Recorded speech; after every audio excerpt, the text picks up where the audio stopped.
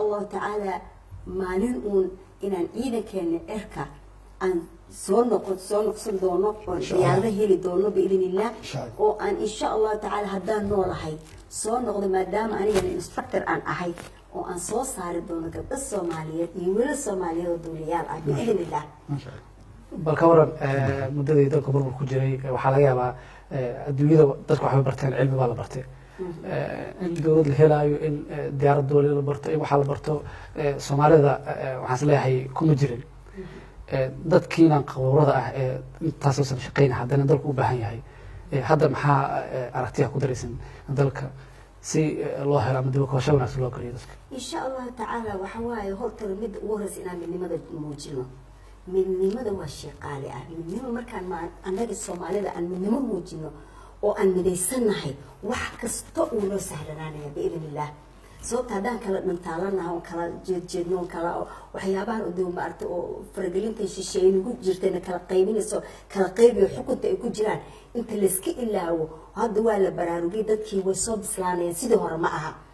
ama xaq qabiil ha laga maro ama xaq siyaasad kale ha laga maro ama wax kale ummadii waxa siiba dhalinyarada aad bay hadda wax u fahmaan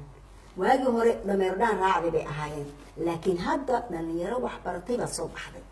waa mustaqbalkii dalka annaga waqtigeena waa soo qaadanay idinka way mustaqbalkii dalka annaga waa inaan dabada idinka riixnaa oo niraanahay maamul socda na hogaamiye inaan idin raacno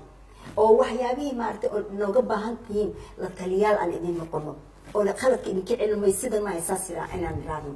laakiin insha Allah ta'ala waxa way soo noqonaysaa biidhnillah soo wadanka sharafti iyo wanaagi iyo haybadii u lahaa biidhnillah taas waxaan boqolkiiba boqol way soo noqonaysaa talaabada ay hadda maanta madaxweynaheena khayr Allah siiye iyo ra'iisul wasaaraheena khayr Allah siiye Mr. khayr badne insha Allah ta'ala hasa ala khayr ra'iisul wasaaraheena iyo madaxweynaheena Maxamed Cabdullaahi Maxamed Farmaajo waxa weeye waa good team oo ilaahay isku soo hagaajiyay wax kastana wax waaye waa waxan alla qadarina ma dhacaan sababta awaagi hore waad ogeydeen markii dawlad kasta la dhisaba marka ugu horeyso dhowr bilood kadib madaxweyne iyo ra'iisul wasaaraha iska laalaada marka taa ma dhicin waxa halka kaaga muuqata ummadii inay soo bislaatay ummadii waxana ilaahay ba iska wata waxan alla qadarina ma dhacaan waxa waaye dib inna ma'al usri yusra يا وحواي نبغى صومال والصومال لكن حلي وحلو جرا إن شاء الله تعالى وناق يخيرك الصومال كودن بين لهيد بإذن الله مركان من لمد إلا موجيه وحكستن وسكيمانية عينك عكو هجاجية كي بدأ هجاجية كي قلك هجاجية شعب كبا هجاجية هرمرك بالهيك سنة مرك إن شاء الله تعالى مركز عدو جينا ونوتش بيا وقتها فرحان ضدنا وحاجرة شيء ama dagaaladii kadib dhashay ama ku dhex dhasho wax wanaag iyo inaan arag dawladnimo inaan arag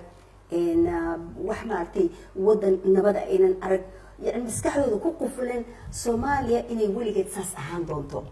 oo ay garanaynin ama fahmaynin wadankeena inaan nabad aan ka dhalin karno nabadan sidee loogu dhaliyaa ilaahay ka subhanahu wa ta'ala wadanka haduunan ciidan lahayn nabadgelyo ma imaanayso oo dhacmay si oo kala koreeyaan baa loo kala guraa marka waxa way ciidanka marka la leeyahay taakuleenta waa runta walaalkay farxaan baan hadalka sii tixraaciya dad fara badan baa jira oo diaspora oo halkaas raaxa isaga nool oo maartay fadhi ku dirar ah oo hadal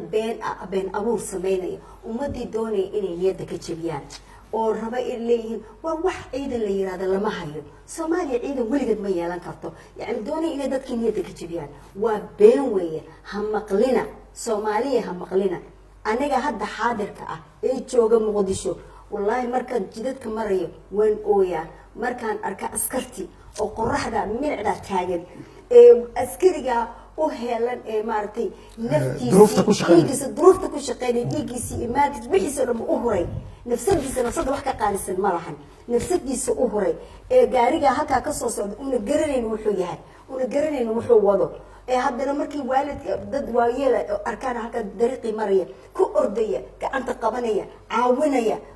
marna xagga shacabka caawinaya marna xagga nabadgelyada fiirinaya runtii waxa way waa wax laga qiiroodo way waa wax lagu faano way waa wax la taakuleeyo way ciidanka marka la leeyahay hal la taakuleeyo ma aha ciidan meel iska fafadhiyo oo la iska taakuleeyo ogaada inaad garataan Soomaaliyeed ciidanka naftooda idin huray ee dalkoodii u huray naftooda inay maartay dhiigooda ay u bixiyaan